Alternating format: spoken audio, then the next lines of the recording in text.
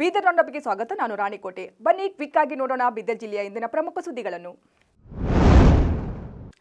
ಅರಣ್ಯ ಪರಿಸರ ಮತ್ತು ಜೀವಶಾಸ್ತ್ರ ಇಲಾಖೆಯ ಸಚಿವ ಈಶ್ವರ್ ಖಂಡ್ರೆ ಇಂದು ಕರ್ನಾಟಕ ರಾಜ್ಯ ಅರಣ್ಯ ಅಭಿವೃದ್ಧಿ ನಿಗಮದಿಂದ ಸರ್ಕಾರಕ್ಕೆ 9 ಕೋಟಿ ಲಾಭಾಂಶ ಚೆಕ್ಕು ಹಾಗೂ 2 ಕೋಟಿ ಮುಖ್ಯಮಂತ್ರಿಗಳ ಪರಿಹಾರ ನಿಧಿ ಚೆಕ್ಕುಗಳನ್ನು ಮುಖ್ಯಮಂತ್ರಿ ಸಿದ್ದರಾಮಯ್ಯನವರಿಗೆ ನೀಡಿದರು.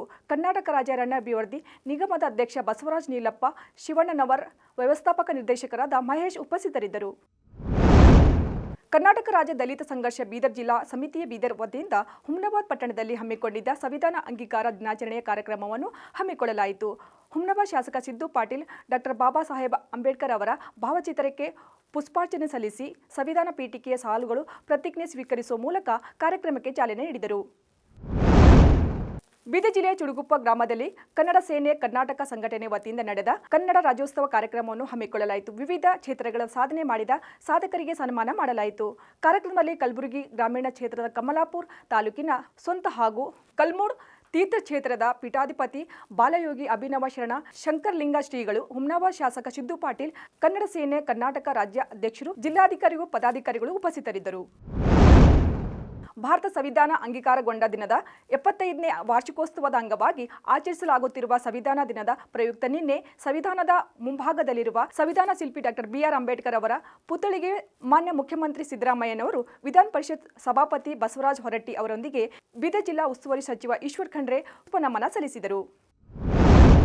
ಉಪಚುನಾವಣೆಯಲ್ಲಿ ಕಾಂಗ್ರೆಸ್ ಪಕ್ಷದ ವಿಜಯೋತ್ಸವದ ಹಿನ್ನೆಲೆಯಲ್ಲಿ ಮಾಜಿ ಪರಿಷತ್ ಸದಸ್ಯ ವಿಜಯ್ ಸಿಂಗ್ ಅವರು ಲೋಕೋಪಯೋಗಿ ಸಚಿವ ಸತೀಶ್ ಜಾರಕಿಹೊಳಿ ಅವರನ್ನು ಬೆಂಗಳೂರಿನ ಗೃಹ ಕಚೇರಿಯಲ್ಲಿ ಭೇಟಿ ಮಾಡಿ ಅಭಿನಂದನೆ ಸಲ್ಲಿಸಿ ಪತ್ರಿಕಾಗೋಷ್ಠಿಯನ್ನು ಭಾಗವಹಿಸಿದರು.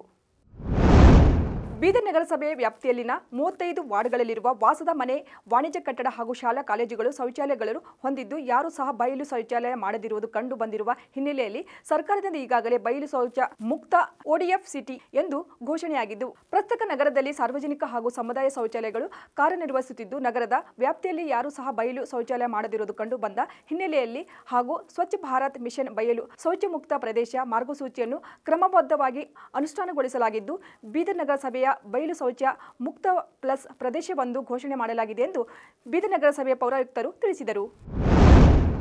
ನಗರಸಭೆ ಬೀದರ್ ವ್ಯಾಪ್ತಿಯಲ್ಲಿ 35 ವಾರ್ಡ್ಗಳಲ್ಲಿ ಸಾರ್ವಜನಿಕರು ಪ್ರತಿದಿನ ತ್ಯಾಜ್ಯವನ್ನು ನಗರಸಭೆ ವಾಹನಗಳಿಗೆ ನೀಡಲು ಸಾರ್ವಜನಿಕರಿಗೆ ತಿಳಿಸಲಾಗಿದೆ. ಒಂದು ವೇಳೆ ತಾವುಗಳು ತಮ್ಮ ಮನೆಯಲ್ಲಿ ಉತ್ಪತ್ತಿಯಾಗುತ್ತಿರುವ ತ್ಯಾಜ್ಯವನ್ನು ನಗರಸಭೆ ವಾಹನಗಳಿಗೆ ನೀಡದೆ ಸಾರ್ವಜನಿಕ ಸ್ಥಳಗಳಲ್ಲಿ ರಸ್ತೆಯ ಬದಿಯಲ್ಲಿ ಕಸವನ್ನು ಹಾಕಿದರೆ ಅಂತವರ ಮೇಲೆ ದಂಡ ವಿಧಿಸಲಾಗುವುದು ಎಂದು ಬೀದರ್ ನಗರಸಭೆ ಪೌರಾಯುಕ್ತರು ತಿಳಿಸಿದ್ದಾರೆ.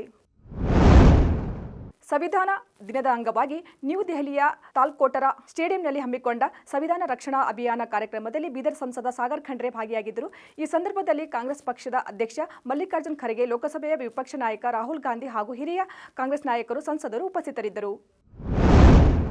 ದಾದಾ ಸಾಹೇಬ್ ಡಾಕ್ಟರ್ ಎನ್ ಮೂರ್ತಿ ಸ್ಥಾಪಿತ ಕರ್ನಾಟಕ ದಲಿತ ಸಂಘರ್ಷ ಸಮಿತಿ ಬೀದರ್ ಜಿಲ್ಲಾ ಘಟಕದ ವತಿಯಿಂದ ಹುಮ್ನಾಬಾದ್ ಪಟ್ಟಣದಲ್ಲಿ ಸಂವಿಧಾನ ಸಮರ್ಪಣಾ ಕಾರ್ಯಕ್ರಮವನ್ನು ಹಮ್ಮಿಕೊಳ್ಳಲಾಯಿತು. ಕಾರ್ಯಕ್ರಮದಲ್ಲಿ ಭಾಗಿಯಾದ ಪರಿಷತ್ ಸದಸ್ಯ ಡಾಕ್ಟರ್ ಚಂದ್ರಶೇಖರ್ ಪಾಟೀಲ್ ಹುಮ್ನಾಬಾದ್ ಪಟ್ಟಣದ ಡಾಕ್ಟರ್ ಬಿಆರ್ ಅಂಬೇಡ್ಕರ್ ಅವರ ಪುತ್ಥಳಿಗೆ ಪುಷ್ಪಾರ್ಚನೆ ಮಾಡುವ ಮೂಲಕ ಕಾರ್ಯಕ್ರಮಕ್ಕೆ ಚಾಲನೆ ನೀಡಿದರು. ಇವಾಗಿದ್ದು ಬೀದರ್ ಜಿಲ್ಲೆಯ ಇಂದಿನ ಪ್ರಮುಖ ಸುದ್ದಿಗಳು. ಮತ್ತೆ ನಾಳೆ ಭೇಟಿಯಾಗೋಣ ಬೀದರ್ ರೌಂಡಪ್ನಲ್ಲಿ. ನಮಸ್ಕಾರ.